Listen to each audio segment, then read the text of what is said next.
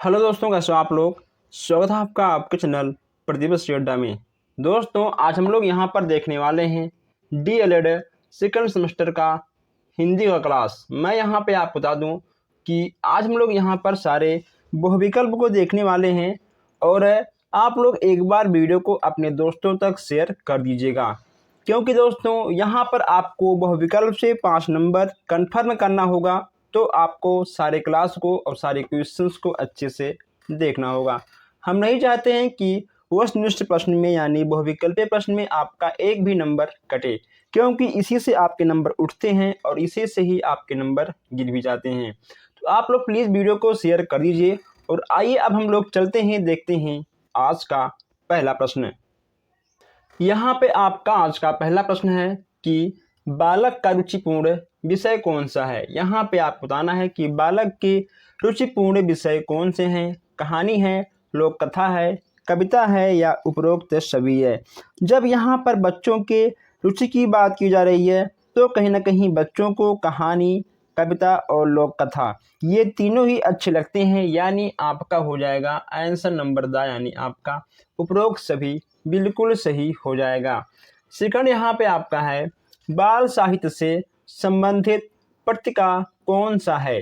अब यहाँ पर आपसे बाल साहित्य की बात की जा रही है और जब हम यहाँ पर बाल साहित्य की बात करेंगे तो इसमें आपका नंदन और चंपक यानी आ और बा दोनों आपका हो जाएगा, यानी इसमें आपका सा वाला बिल्कुल सही हो जाएगा। जो प्रश्न आपको देखने में नया लगे आप उस प्रश्न को अपनी नोटबुक में नोट कर लीजिएगा।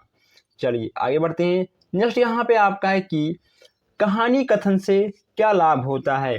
अब यहाँ पर आपसे कहा गया है कहानी कथन के लाभ के बारे में। सुनने की एकता का विकास, कल्पनाशीलता का विकास, शब्द भंडार में वृद्धि, इनमें से कोई नहीं। कहानी कथन की बात यहाँ पे की जा रही है, सुनने की योग्यता का विकास की बात किया जा रहा है और कल्पना शक्ति का विकास है, शब्द भंडार में वृद्धि। तो कहीं ना कहीं ये तीनों आपके जरूर हो जाएंगे दोस्तों। इसमें ठीक है आपका हो जाएगा इनमें से सभी। ठीक है, यहाँ पे आपका लिखा गया है इनमें से कोई नहीं, यह आपका गलत होगा। यहाँ आप लिख लीजिए इनमें से सभी। ठीक है, यहाँ आप लिखिए इनमें से सभी, ये आपका सभी बिल्कुल सही हो जाएगा। नेक्स्ट यहाँ पे आपका है लोक कथा का आशय किससे है। लोक कथा का आशय किससे आपसे ये पूछा गया है। साधारण कहानी, क्षेत्र विशेष की कहानी, संस्कार पर आधारित कहानी या फिर सांस्कृतिक पर आधारित कहानी। इन चीज़ों पर आपका सबसे सटीक आंसर क्या होगा। अगर हम बात करें आंसर की तो आपका हो जाएगा क्षेत्र विशेष की कहानी, यानी आपका बा वाला बिल्कुल सही हो जाएगा। सबसे अच्छा प्रश्न यहाँ पे आपको देखने को मिल गया है कि रानी केतकी की कहानी के रचयिता कौन है। किशोरी लाल गोस्वामी, जयशंकर प्रसाद, इंसा अल्लाह खां या प्रेमचंद। रानी केतकी की कहानी की बात यहाँ पर की जा रही है, इसमें आपके हो जाएंगे इंसा अल्लाह खां। ठीक है, इंसा अल्लाह खां जी ने रानी केतकी की कहानी का रचना किया था।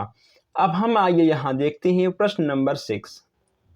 यहाँ पे आपका 6वां है कि हवा पानी की चर्चा किस परिवेश के अंतर्गत की जाती है। हवा पानी की चर्चा की बात यहाँ पे आपसे की जा रही है, इसमें आपका क्या होगा। प्राकृतिक परिवेश, भौतिक परिवेश, सामाजिक परिवेश या उपरोक्त सभी। तो उपरोक्त सभी तो होगा नहीं, या जाहिर सी बात है, क्योंकि यहाँ पर हवा और पानी की बात की जा रही है। तो इसमें आपका हो जाएगा भौतिक परिवेश। ठीक है, आपका भौतिक परिवेश बिल्कुल सही हो जाएगा। 7वां यहाँ पे आपका है कि परिवेशीय चर्चा का महत्वपूर्ण विषय है। यहाँ आप ठीक कर लीजिए। ठीक है, यहाँ आप लिख लीजिए परिवेशीय चर्चा। ठीक है, परिवेशीय चर्चा का महत्वपूर्ण विषय आपका क्या है। घर परिवार है या फिर आपका स्वास्थ्य, आसपास का जीवन या उपरोक्त सभी। जब परिवेश के चर्चा की बात की जा रही है तो कहीं ना कहीं उसमें आपका स्वास्थ्य, घर परिवार, आसपास का जीवन, आपका रहन सहन, आपका बोलचाल, हर चीज़ यहाँ पे आपको परिवेश के अंतर्गत देखने को मिलेगा। अगर बच्चे का परिवेश अच्छा है तो कहीं ना कहीं बच्चा बहुत आगे निकलेगा, यानी इसका आंसर आपका हो जाएगा उपरोक्त सभी। दा वाला आपका बिल्कुल सही हो जाएगा। अब यहाँ हम देखते हैं 8वां प्रश्न। 8वां यहाँ पे आपका है, परिवेश की चर्चा के अंतर्गत भौतिक परिवेश से संबंधित विषय वस्तु होती है। अब यहाँ परिवेश की चर्चा के अंतर्गत भौतिक परिवेश की बात की जा रही है। किसकी बात की जा रही है? भौतिक परिवेश की बात यहाँ पे आपसे की जा रही है। पशु पक्षी, पास पड़ोस, चांद सूरज या पर्व या त्योहार, इन चारों में से आपका क्या होगा? इसमें देखिए भौतिक परिवेश की बात की जा रही है, इसमें आपका हो जाएगा चांद और सूरज। ठीक है, यानी आपका दा वाला बिल्कुल सही हो जाएगा।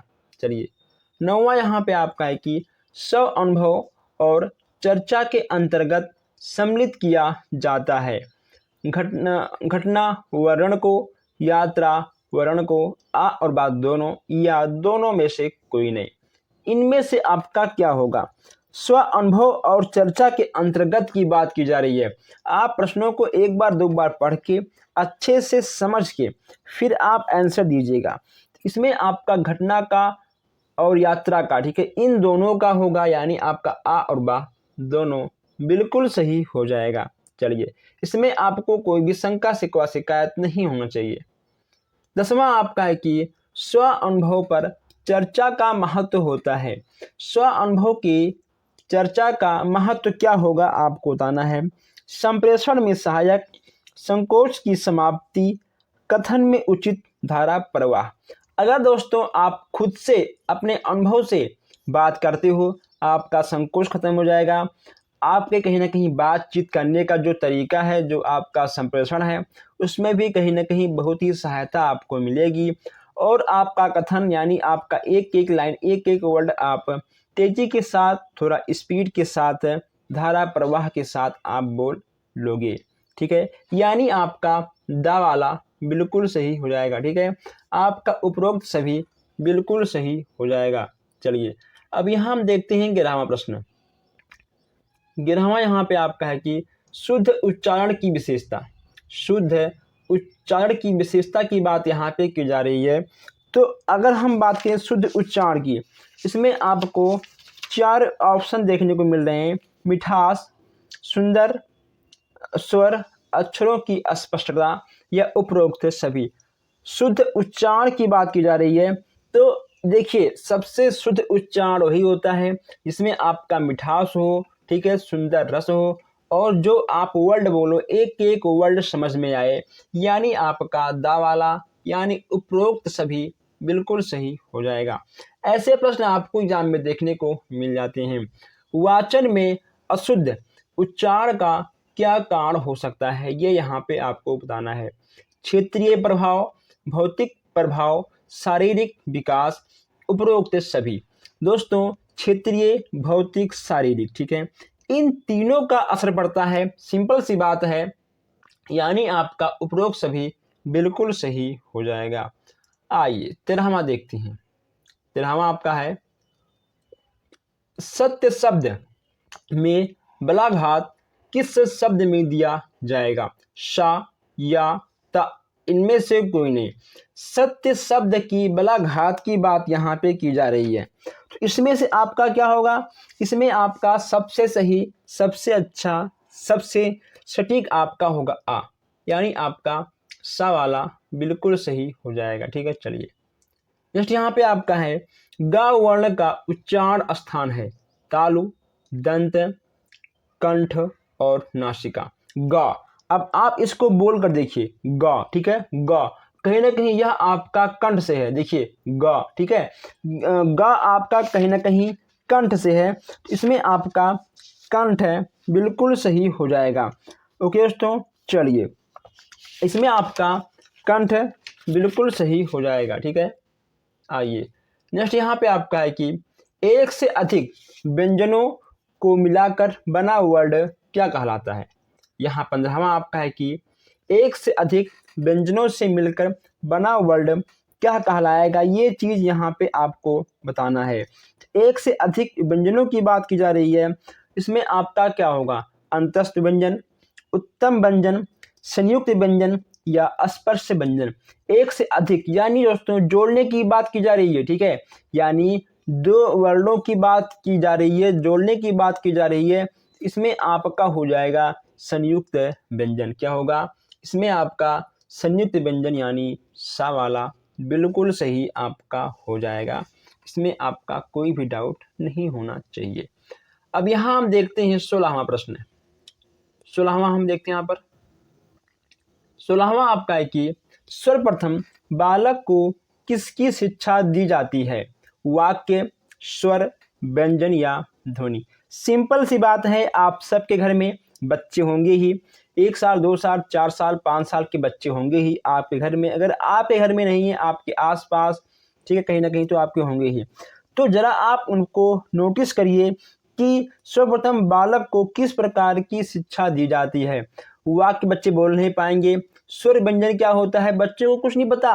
बच्चों को क्या पता है? ध्वनि, ठीक है, बच्चों को बस केवल ध्वनि पता है। बच्चे अपने मुंह से अलग अलग प्रकार की ध्वनि निकालते हैं। इसमें आपका दा वाला बिल्कुल सही हो जाएगा। नेक्स्ट यहाँ पे आपका है कि अशुद्ध उच्चारण का प्रमुख कारण क्या है? अशुद्ध उच्चारण का प्रमुख कारण क्या है? वर्णों तथा ध्वनियों का ज्ञान ना होना, या फिर आलस्य, झिझक या स्वर भंगता का ज्ञान ना होना। अशुद्ध उच्चारण के प्रमुख कारण की बात यहाँ पे की जा रही है। इसमें आपका हो जाएगा वर्णों तथा ध्वनियों का ज्ञान ना होना। जब आपको वर्णों और ध्वनि का ज्ञान नहीं होगा तो कहीं ना कहीं आपसे अशुद्ध उच्चारण ही निकलेंगे। अब यहाँ पे आपका 18वां है कि सुरसवाचन का अर्थ क्या है? सुरसवाचन का अर्थ क्या है आपसे यहाँ पर कहा गया है। मौन वाचन, इनमें से कोई नहीं, लयपूर्ण गायक। इसमें से आपका क्या होगा? या फिर ध्वनि नियमों के अनुसार सुरों का। इसमें आपका क्या होगा? ये चीज यहाँ पे आपको बताना है। इसमें आपका हो जाएगा ध्वनि नियमों के अनुसार सुरों का, ठीक है दोस्तों, सुरों का उच्चारण, यानी आपका दा वाला बिल्कुल सही हो जाएगा। 19वां यहाँ पे आपका है लिखित भाषा में अभिव्यक्त विचारों को पढ़ने की क्रिया कहलाती है। वाचन, स्वर, व्यंजन और ध्वनि। इसमें आपका क्या होगा? ये चीज़ यहाँ पे आपको बताना होगा। अगर हम बात करें आंसर की, इसमें आपका वाचन बिल्कुल सही हो जाएगा। क्या होगा? वाचन आपका बिल्कुल सही हो जाएगा। इसमें आपका कोई भी डाउट नहीं है। आइए आगे बढ़ते हैं। नेक्स्ट यहाँ पे आपका नेक्स्ट है मौन वाचन क्या कहलाता है? मौन वाचन आपका क्या कहलाएगा? ये चीज़ यहाँ पे आपको बतानी है। गाकर पढ़ना, उच्च स्वर में पढ़ना, जल्दी जल्दी पढ़ना या मन में पढ़ना। मौन दोस्तों, ठीक है, मौन यानी मन में। देखिए मौन और मन में, ठीक है, इसमें आपका दा वाला बिल्कुल सही हो जाएगा। मौन वाचन का अर्थ है मन में ही पढ़ना। आइए चलिए अब यहाँ देखते हैं 21 क्वेश्चन है। 21 क्वेश्चन यहाँ से आपसे कहा गया है कि जिस वाचन को अध्यापक द्वारा किया जाता है वह वाचन क्या होता है? ऐसा कौन सा वाचन है जो अध्यापक के द्वारा किया जाता है? स्वरवाचन, आदर्श वाचन, अनुकरण वाचन या मौन वाचन। इसमें हम अगर बात करें आंसर की, सिंपल सी बात है, हमने आपको एक बार नहीं, हमने आपको कई बार बताया भी है। इसमें आपका होगा आदर्श वाचन, ठीक है। शिक्षक के लिए आदर्श वाचन और बच्चों के लिए क्या होगा? बच्चों के लिए आपका होगा अनुकरण वाचन। वाचन कितने प्रकार के होते हैं? वाचन 2 प्रकार के होते हैं। पहला आपका आदर्श वाचन और दूसरा आपका अनुकरण वाचन। आदर्श वाचन आपका अध्यापक के लिए है, शिक्षक के लिए है, और अनुकरण वाचन आपके बच्चों के लिए है, छात्र छात्राओं के लिए है। इन चीज़ों को आप ध्यान रखिएगा।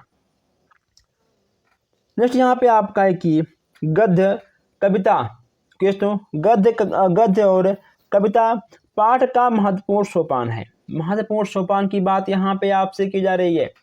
प्रस्तावना, आदर्श वाचन, भाव विश्लेषण, काव्य पाठ। इसमें आपका क्या होगा? 22 की बात की जा रही है। इसमें आपका हो जाएगा भाव विश्लेषण, ठीक है। इसमें आपका भाव विश्लेषण बिल्कुल सही हो जाएगा, यानी आपका सा वाला बिल्कुल सही है, ठीक है। आइए अब यहाँ देखते हैं 23 क्वेश्चन।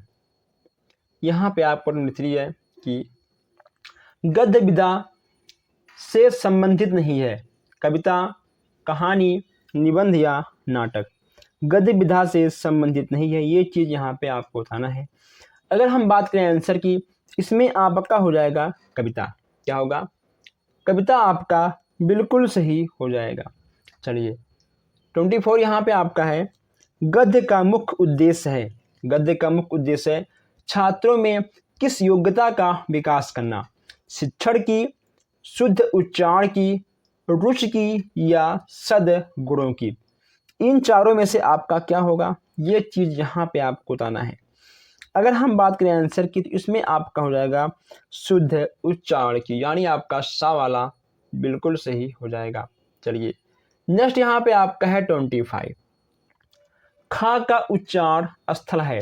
यहाँ पर आपसे खा के उच्चारण स्थल के बारे में बात किया जा रहा है। पहले आप ऐसे प्रश्नों को बोल कर देखिए, ठीक है। तालव्य से होगा या दंत से होगा, ओठ या कर्ण से होगा। खा, ठीक है दोस्तों, देखिए खा, आप बोलिए एक बार, खा, का, खा, गा, घा, ठीक है।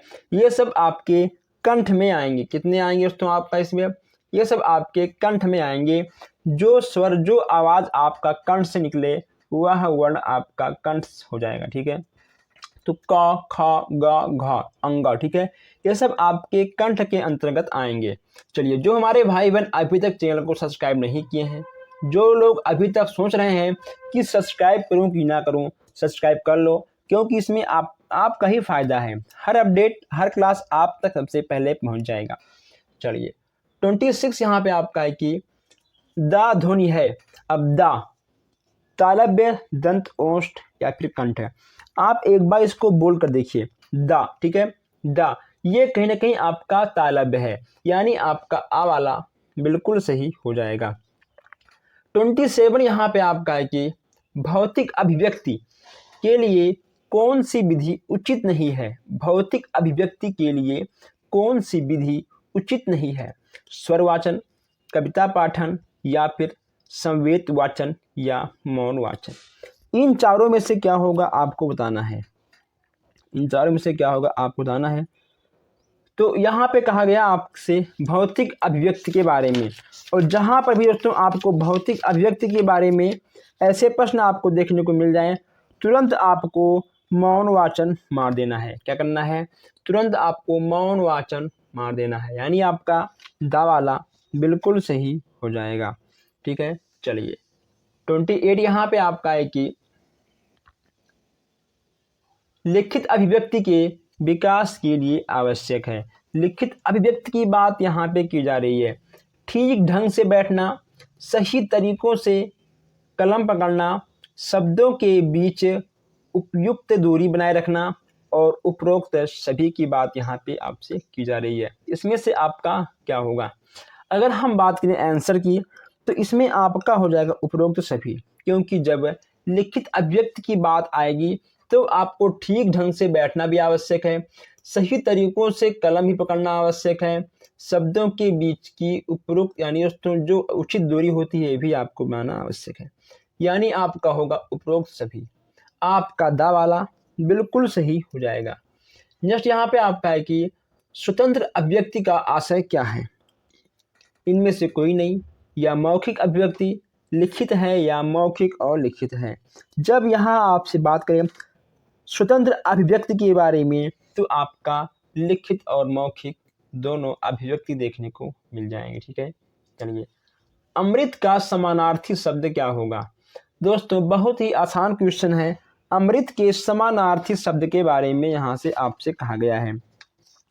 अमृत का पीयूष, सुधा, अमी, ये आपके तीनों हो जाएंगे, यानी आपका उपरोक्त सभी बिल्कुल सही हो जाएगा। चलिए यहाँ देखते हैं 31 क्वेश्चन। अभी कुछ हमारे भाई बहन ऐसे हैं जो लोग अभी तक चैनल को सब्सक्राइब नहीं किए हैं, ठीक कर लीजिए आप लोग भी। नेक्स्ट यहाँ पे आपका है अशोक का अर्थ क्या होगा? अशोक के अर्थ के बारे में कहा गया है, एक सम्राट या फिर शोकर रहित और एक वृक्ष या उपरोक्त सभी। ये आपके तीनों हो जाएंगे, यानी आपका उपरोक्त सभी बिल्कुल सही हो जाएगा। अगर पूछेगा आपसे कि अस्तित्व शब्द का पर्यायवाची शब्द क्या होगा। ठीक है, अगर अस्तित्व के पर्यायवाची शब्द के बारे में पूछेगा तो आप क्या लिखोगे, ज्ञानी, अज्ञानी, उपासक या नास्तिक है। तो आस्तिक की बात यहाँ पे की जा रही है। ठीक है, तो आस्तिक का आपका नास्तिक नहीं होगा, क्योंकि आस्तिक का नास्तिक, नास्तिक का आस्तिक, यह आपका विलोम के अंतर्गत आएगा। ठीक है, तो आस्तिक का जो पर्यायवाची है वह आपका हो जाएगा उपासक। ठीक है, आपका सा वाला बिल्कुल सही हो जाएगा। यहाँ पर आपका एक क्वेश्चन छूट गया था, उसको भी देख लेते हैं हम लोग। अपना अभिप्राय सिद्ध करने वाला कहलाता है, इसमें आपका क्या होगा, कृतज्ञ, स्वार्थी, सदाचारी या उपरोक्त सभी। तो देखिए दोस्तों, अपना अभिप्राय, ठीक है, जो अपने आप को महान समझते हैं, जो अपने काम से काम रखते हैं, अपना काम निकाल कर भाग जाते हैं, वह कहीं ना कहीं आपके स्वार्थी के अंतर्गत आएंगे। ठीक है, वह आपका स्वार्थी होगा, आप स्वार्थी को नोट कर लीजिएगा। आइए अब यहाँ देखते हैं 34 क्वेश्चन से। पक्षी का समानार्थी शब्द क्या होगा, जानवर, जलधि, जलचर या खग। पक्षी के समानार्थी शब्द की बात यहाँ की जा रही है। तो पक्षी के समानार्थी शब्द में आपका हो जाएगा खग। क्या होगा, खग आपका बिल्कुल सही हो जाएगा। अग्रज का विलोम दोस्तों क्या होगा, अगर पूछेगा आपसे, ठीक है, कि अग्रज का विलोम आपका क्या होगा। ठीक है, अग्रज की बात यहाँ पे की जा रही है, तो इसका हो जाएगा आपका अनुज। क्या होगा, अनुज आपका हो जाएगा। और आप एक दोस्तों और लिख लीजिए, ठीक है, कृतज्ञ। ये सब आपके मोस्ट इंपॉर्टेंट है। आप एक और लिखिए, कृतज्ञ का विलोम शब्द क्या होगा। तो कृतज्ञ का विलोम शब्द आपका हो जाएगा कृतंध। ठीक है, तो ये आपके हो जाएंगे। मौखिक शब्द का विलोम क्या होगा, उसका आपका हो जाएगा लिखित। आकाश के पर्यायवाची की बात करेगा, तो आकाश के पर्यायवाची की बात जब भी आपसे कहेगा तो आपको लिखना है व्योम। ठीक है, आकाश का व्योम। कपाल का समानार्थी शब्द दोस्तों क्या होगा, कपाल का समानार्थी शब्द आपका हो जाएगा खपर। ये भी कहीं ना कहीं आपको देखने को मिल जाएगा। 35 में आपका है जो पहले कभी ना हुआ। ठीक है, जो पहले कभी ना हुआ, इसके लिए एक शब्द आपको यहाँ पर बताना है। अद्भुत, अभूतपूर्व, अपूर्ण या अनुपम। जो पहले कभी ना हुआ हो, इसमें आपका हो जाएगा अभूतपूर्व। ठीक है, अभूतपूर्व यानी आपका इसमें दोस्तों आप बा, ठीक है, यहाँ पे आपका होना चाहिए बा, लेकिन यहाँ पे आपका सा हो गया। चलिए कोई बात नहीं, आप ऑप्शन पर जो लिखा गया है उसका आंसर आप उस पर ध्यान दीजिए। ठीक है, अभूतपूर्व आपका बिल्कुल सही हो जाएगा। अब यहाँ देखते हैं 35 क्वेश्चन से, जितने भी ऑप्शन यहाँ पे आपको साथ साथ देखने को मिलेगा। ठीक है, चलिए कोई बात नहीं। मुद्रा शब्द का अर्थ होगा, मुद्रा शब्द की बात यहाँ पे की जा रही है, तो मुद्रा में आपका क्या आ जाएगा, मुद्रा में आपका क्या आ जाएगा, अंगूठी, रुपया या आकृति या उपरोक्त सभी। मुद्रा की बात करें, इसमें आपका होगा उपरोक्त सभी। ठीक है, कोष्टक कितने प्रकार के होते हैं, ये चीज़ यहाँ पे आपको बताना है। कोष्टक आपके होते हैं 3 प्रकार के। कितने होते हैं, छोटा, बड़ा और ठीक है मझला। आपके कोष्टक 3 प्रकार के होते हैं, आप इसको भी नोट कर लीजिए। विराम चिन्ह कितने प्रकार के होते हैं, विराम चिन्ह आपके कितने प्रकार के होते हैं, ये चीज़ यहाँ पे आपको बताना है। तो दोस्तों विराम चिन्ह कहीं ना कहीं आपके 12 प्रकार के होते हैं। कितने होते हैं, विराम चिन्ह आपके 12 प्रकार के होते हैं।